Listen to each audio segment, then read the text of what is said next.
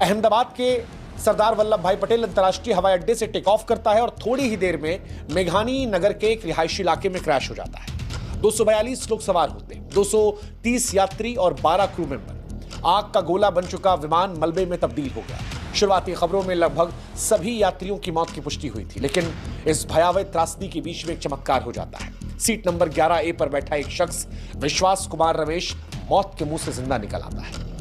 विश्वास कुमार रमेश कौन है ये? 39 साल इनकी उम्र बताई जा रही है।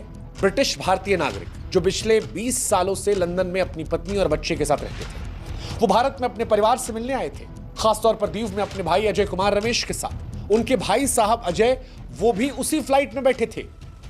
दूसरी पंक्ति में विश्वास की सीट का नंबर 11A था। आपातकाल खिड़की जो होती है ठीक उनके बगल में थी, एक ऐसी जगह जो उनकी जिंदगी का टिकट बन गई। विश्वास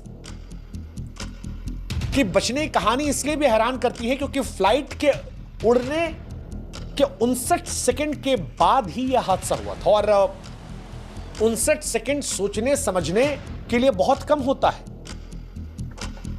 इसीलिए दुनिया इसे चमत्कार कह रही है कि क्या ईश्वर ने खुद कान में फुसफुसा कर उन्हें छोड़ दिया कि जाओ अभी नहीं। विश्वास कहते हैं कि 30 सेकंड फ्लाइट उड़ती है, उसके बाद धमाका होता है। वो कहते हैं मैं गिर पड़ा, चारों तरफ चीख पुकार थी। जब होश आया तो दिखाई पड़ा चारों तरफ लाशें थी। वो कहते हैं मुझे नहीं पता मैं कैसे बाहर निकला, मुझे नहीं पता कि कैसे मलबे से खींचा गया, एम्बुलेंस से पहुंचा। ये सब कुछ इतना जल्दी हुआ कि मुझे कुछ नहीं पता। हालांकि इस घटना के बाद उन्होंने अपनी फैमिली को कॉल किया, बताया कि प्लेन क्रैश हो गया और उनका भाई कहां पर है उन्हें नहीं पता। उनके भाई इसी फ्लाइट में उनके साथ थे। अजय की कोई जानकारी नहीं और संभवतः वो भी अब इस दुनिया में नहीं है।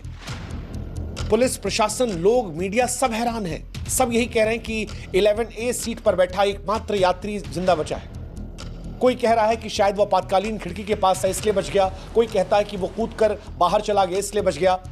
विश्वास को स्थानीय लोगों ने मलबे से निकाला, अस्पताल में भर्ती करवाया।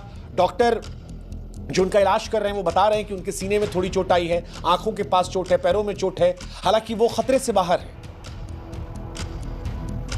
वो खतरे से बाहर है।